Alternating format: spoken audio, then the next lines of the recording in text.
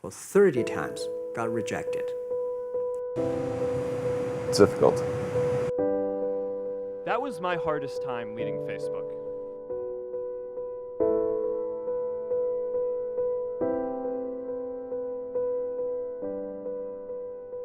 For 3 years, I tried to fill in the universities.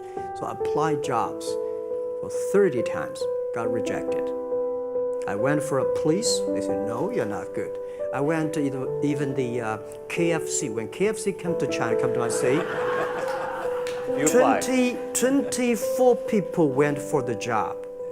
23 people were accepted. I was the only one guy. And we went for police. 5 people, 4 of them accepted. I was the only guy that I received it.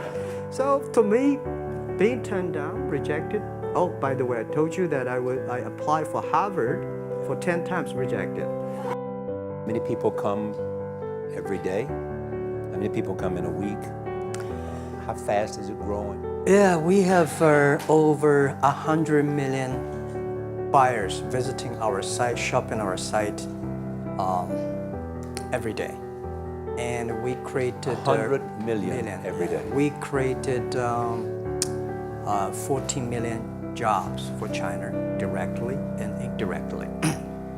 And we grow from 18 people to 30,000 people, 18 people in my apartment, to now we have a 4 big campus. Compared to 15 years ago, we were big, but compared to 15 years later, we're still a baby. And after 15 years, we grow from nothing to this size. And 15 years later, I want people to know about Alibaba, know Taobao, because it's already everywhere.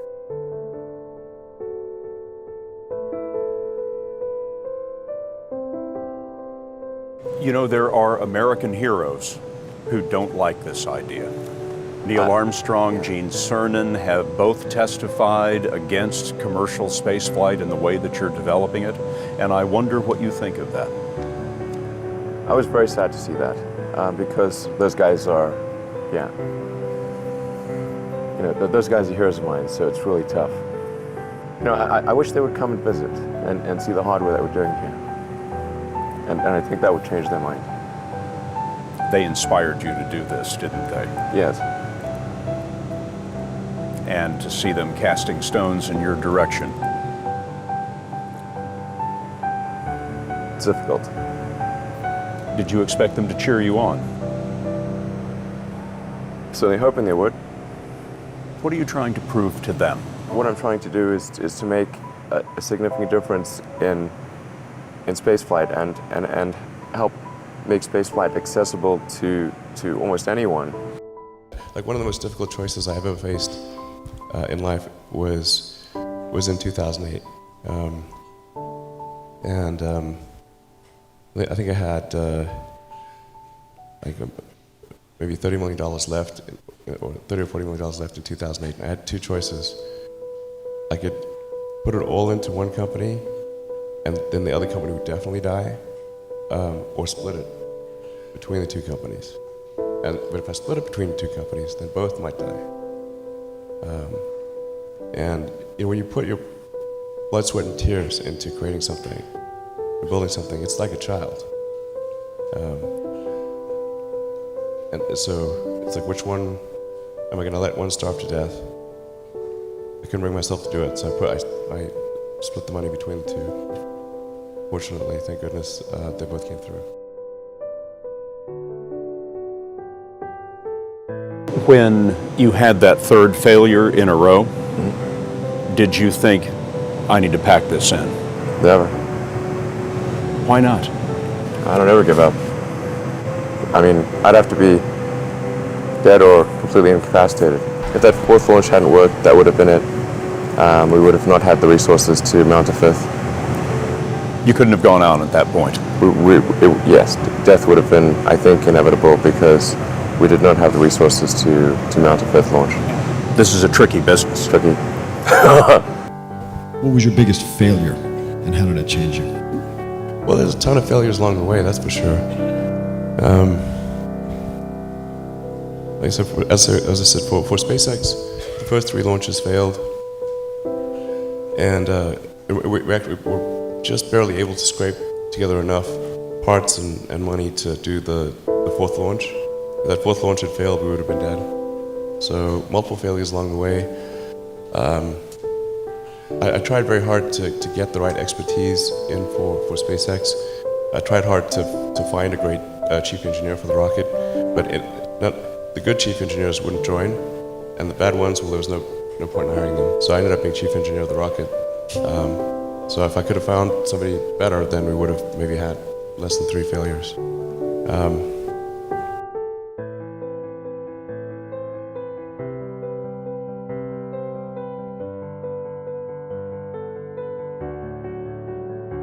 Today, I want to talk about purpose. But I'm not here to give you the standard commencement about finding your purpose. We're millennials. We try to do that instinctively. Instead, I'm here to tell you that finding your purpose isn't enough.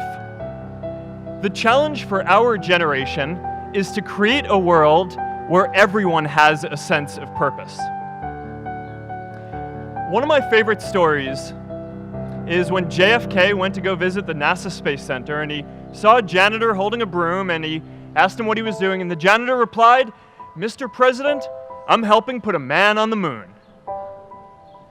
Purpose is that feeling that you are a part of something bigger than yourself, that you are needed, and that you have something better ahead to work for. Purpose is what creates true happiness. I remember that night I launched Facebook from that little dorm in Kirkland House. I went to Noakes with my friend KX, and I remember telling him clearly that I was excited to help connect the Harvard community, but one day someone would connect the whole world. The thing is, it never even occurred to me that that someone might be us. We were just college kids. We didn't know anything about that. There were all these great big technology companies with all these resources, and I just assumed one of them would do it. But this idea was so clear to us that all people want to connect. So we just kept working on it, day after day after day. And I know that a lot of you are going to have your own stories just like this. A change in the world that seems so clear that you are sure someone else is going to do it. But they're not. You will. But it's not enough to have that purpose yourself. You also have to create a sense of purpose for others. And I found that out the hard way. You see, my hope was never to build a company. I wanted to have an impact. And as all these people started joining us, I just assumed that that's what they wanted to do too. So I never took the time to explain what it was that I hoped we'd build. A couple years in, some big companies wanted to buy us. I didn't want to sell. I wanted to see if we could connect more people. And we were building the first version of Newsfeed at the time, and I thought, if we could just launch this, it could change how we all learn about the world. Nearly everyone else wanted to sell. Without a sense of higher purpose, this was their startup dream come true, and it tore our company apart. After one particularly tense argument, one of my close advisors told me if I didn't agree to sell the company right now, I would regret that decision for the rest of my life. Relationships were so frayed that within a year or so, every single person on our management team was gone. That was my hardest time leading Facebook.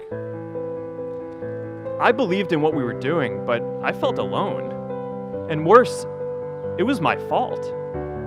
I wondered if I was just wrong, an imposter, a 22-year-old kid who had no idea how things actually worked. Now, years later, I understand that is how things work when there's no sense of higher purpose. So it's up to all of us to create it so we can all keep moving forward together.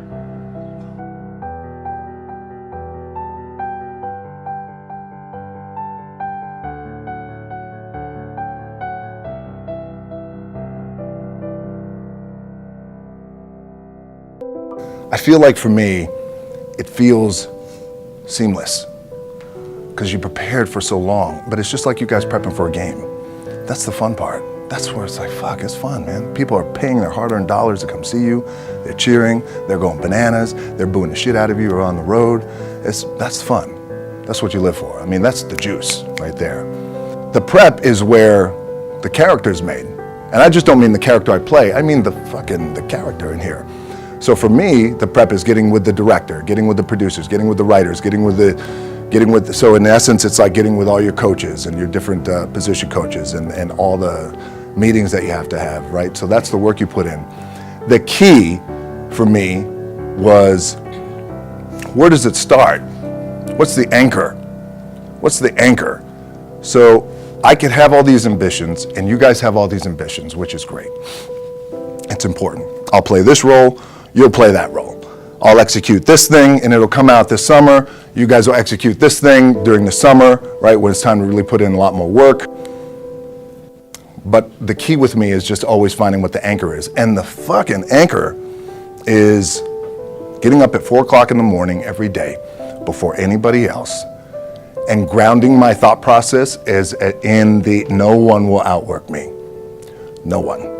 I love and I respect you guys. You motherfuckers won't outwork me. All starts with this.